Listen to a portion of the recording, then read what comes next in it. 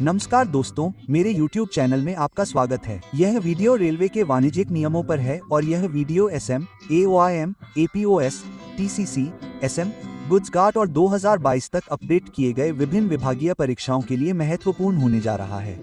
यह केवल 7 मिनट में 30 बहुत महत्वपूर्ण MCQ का एक सेट है। तो चलिए शुरू करते हैं। NYS के तहत अनुबंध को लागू करने के लिए अंतिम अधिकारी कौन है? NYS के तहत अनुबंध को लागू करने के लिए अंतिम अधिकारी मंडल स्तर पर वाणिज्यिक विभाग का शाखा अधिकारी होता है।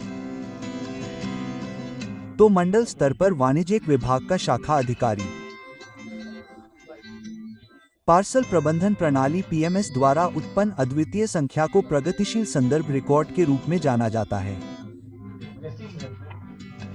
प्रगतिशील संदर्भ रिकॉर्ड PR महत्वपूर्ण cash.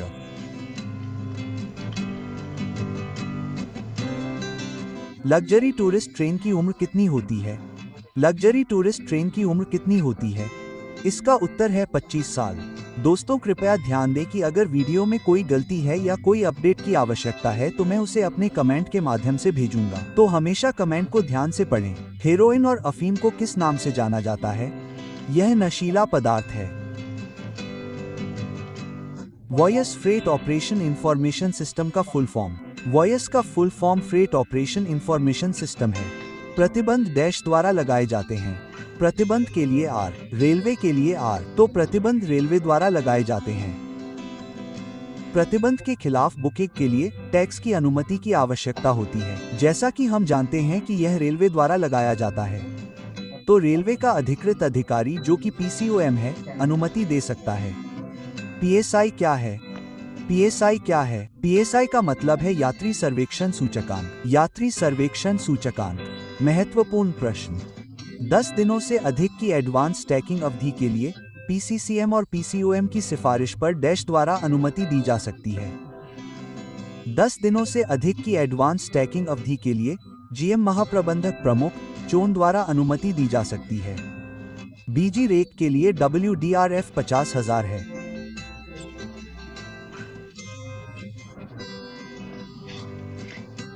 5050,000 wagon demand registration fee WDRF capital incentive निन फ्री प्रपोजल में अगर रेवेन्यू जनरेट करने की संभावना है और अगर रेवेन्यू जनरेट करने की अवधि लंबी है तो ऐसे मामलों में GM प्रपोजल की अवधि तय कर सकता है जो कि अधिकतम 5 साल है। आपका उत्तर 5 साल होगा। PCCM प्रति वैगन डिम चार्ज को डिम तक वेव कर सकता है। PCCM की शक्ति 1 लाख रुपये प्रति वैगन से लेकर 1 लाख रुपये प्रति वैगन तक है।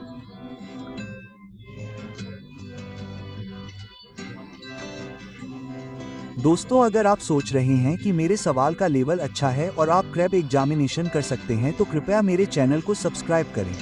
फूड प्लाजा कॉन्ट्रैक्ट अधिकतम 10 साल के लिए दिया जाता है। अगर आप फूड लिख रहे हैं तो इसमें 4 अक्षर हैं, प्लाजा 5 अक्षर, 4 जोड़ 5 9, तो उत्तर 9 साल है। पार्सल वैन बुक करने के लिए इंडेंटिंग के समय कितनी रजिस्ट्रेशन फीस जमा करनी होगी? पार्सल वैन बुक करने के लिए रजिस्ट्रेशन फीस की राशि 5,000 रुपये है। 5,000 रुपये।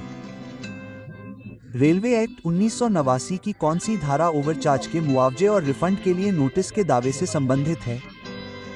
ओवरचार्ज के मुआवजे और रिफंड के लिए नोटिस। धारा 106। धारा 106। मोबाइल संपत्तियों पर विज्ञापन का विज्ञापन करती है। मोबाइल संपत्तियों का अर्थ है चलती संपत्तियां, ट्रांस लोको आदि के आंतरिक और बाहरी डिब्बों पर विज्ञापन। तो संपत्ति जो वास्तव में रेलवे द्वारा चलती है वह दस्तावेज जो यह दर्शाता है कि एक रेलवे कर्मचारी को ड्यूटी पर कितने घंटे रहने की उम्मीद है, रोस्टर है। इसका उत्तर रोस्टर है। दोस्तों एक बार फिर दोहरा रहा हूं, अगर कोई गलती है तो मैं उसे अपडेट करूंगा या कमेंट बॉक्स के माध्यम से साफ करूंगा। सीनियर DCM के विवल चार्ज के लिए शक्तियों की अनुसूची क्या है? सीनियर DCM के स्टीम चार्ज के लिए शक्तियों की अनुसूची 10,000 रुपये प्रति वैगन है। 10,000 रुपये प्रति wagon senior DCM। Greenfield PFT का मतलब है ग्रीनफील्ड PFT का मतलब है निजी भूमि पर नए PFT का चालू होना। निजी भूमि पर नए PFT का चालू होना। PFT का मतलब है निजी माल टर्मिनल। विकल्प अ के मामले में स्टाम्पयुक्त क्षतिपूर्ति नोट स्वीकार किया जाता है, विकल्प बी के मामले में नगण्य मूल्य की वस्तुएं और विकल्प सी के मामले में सरकारी खेप। तो यहाँ तीनों सही हैं। उत्तर उपरोक्त सभी है। रेलवे बोर्ड में नए संगठनात्मक ढांचे के अनुसार किस बोर्ड सदस्य को गैर उचित राजस्व एनएफआर को संभालने का अधिकार है? उत्तर है सदस्य संचालन और व्यवसाय विकास। सदस्य ओ और बीडी सदस्य संचालन और व्यवसाय विकास एनएफआर की देखभाल करते हैं। अग्रेषण नोट को कर की न्यूनतम अवधि के लिए संरक्षित किया जाना चाहिए। अग्रेषण नोट को न्यूनतम 5 वर्षों की अवधि के लिए संरक्षित किया जाना चाहिए। दुर्घटना के मामले में मुआवजे के लिए 5 साल की अवधि के भीतर आरसीटी को आवेदन किया जाना चाहिए। यहाँ उत्तर है 6 महीने। 6 महीने के भीतर मुआवजे के लिए आवेदन आरसीटी को किया जाना चाहिए।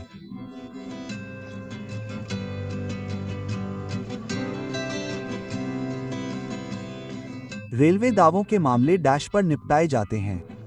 रेलवे दावों के मामले आरसीटी पर निपटाए जाते हैं। आरसीटी का अर्थ है रेलवे दावा न्यायाधिकरण। डैश के माध्यम से माल ढुलाई शुल्क स्वीकार नहीं किया जाता है। दोस्तों, कृपया अपनी टिप्पणी दें। यह वास्तव में मुझे और अधिक वीडियो बनाने के लिए प्रेरित करेगा। धन्यवाद। माल भाड़ा नकद, क्रेडिट कार्ड, ई पेमेंट, चेक के माध्यम से स्वीकार नहीं किया जाता है। यहाँ उत्तर चेक है। चेक के माध्यम से माल भाड़ा स्वीकार नहीं किया जाता है, सिवाय सभी स्वीकार किए जाते हैं। आंशिक लीजिंग योजना टी पर लागू होती है। आंशिक लीजिंग योजना एसएलआर और आंशिक वैन पर लागू होती है, जो वीपीयू, वीपीएच, वीपी और वीपीआर है। पाम मॉड्यूल क्या है? पाम आईसीएमएस का एक मॉडल है और इसका मतलब है समयबद्धता विश्लेषण और निगरानी। समयबद्धता विश्लेषण और निगरानी। पीसीईवी की गणना डीएएस पर की जाती है। पीसीईवी की गणना अतिरिक्त मूल्य पर की जाती है। अतिरिक्त मूल्य का वास्तव में क्या मतलब है? मैं पीसीईवी से पूछूंगा। किसी स्टेशन के कैटलाइजेशन की समीक्षा हर 3 साल में एक बार की जाएगी। मैंने इस प्रश्न को पहले ही अपडेट कर दिया है और यह केवल संशोधन के उद्देश्य से दोहराया गया है। इसका उत्तर 5 वर्ष है। आईसीएफ कोच के मामले में एसएलआर की क्षमता 3 टन है। एसएलआर के मामले में आईसीएफ कोच की क्षमता 4 टन है। देखने के लिए धन्यवाद। ओह